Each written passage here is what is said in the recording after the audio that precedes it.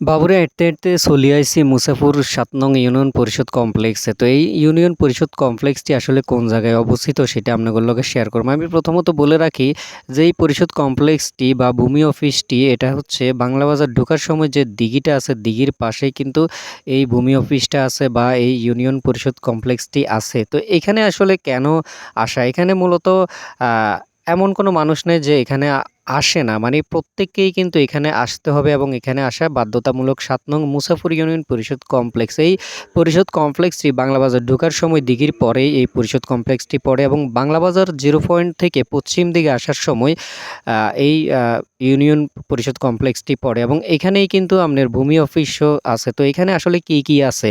এই ইউনিয়ন পরিষদ কমপ্লেক্সটি আসলে কোথায় সেটা আমি বলছি এবং এখানে কি আছে? এখানে প্রিয় দর্শক এখানে এরকম একটা প্রতিষ্ঠান আছে এবং এটা স্থাপিত হয়েছে আপনার সেগুলো কিন্তু আপনাদেরকে দেখাইতেছি। তো এখানে আপনাকে আপনার নিবন্ধন কার্ডে ভুল হইলেও এখানে আসতে হবে। তারপরে আপনার নিবন্ধন কার্ড বানাইতে হইলেও এখানে আসতে হবে।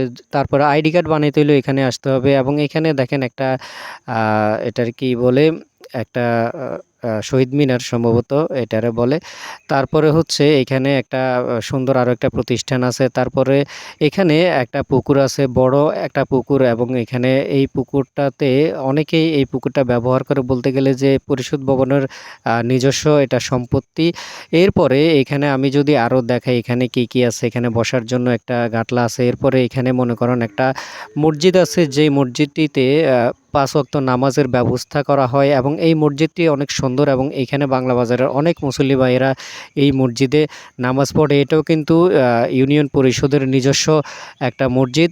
তারপরে এখানে আরো একটা প্রতিষ্ঠান আছে সেটা হচ্ছে আপনার ভূমি অফিস। তো ভূমি অফিসে আসলে কেন আসে? ভূমি অফিসেও আসার বেশ কিছু কারণ আছে। এই ভূমি অফিসটা এটাই।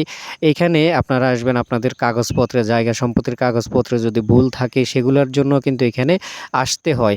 তো সব মিলাই এই বাংলা বাজারের এই প্রতিষ্ঠানটি এই জায়গাটি আপনাদেরকে পরিচয় করানোর জন্য মূলত এই ভিডিওটি করা এবং এখানে আরো একটা ঘর আছে আমি দেখতে পাইতেছি। এটা আসলে কেন করা হইছে এটা জানি না। একটা পরিত্যক্ত ঘরের মতো এবং ভাঙাচোরা একটা ঘর।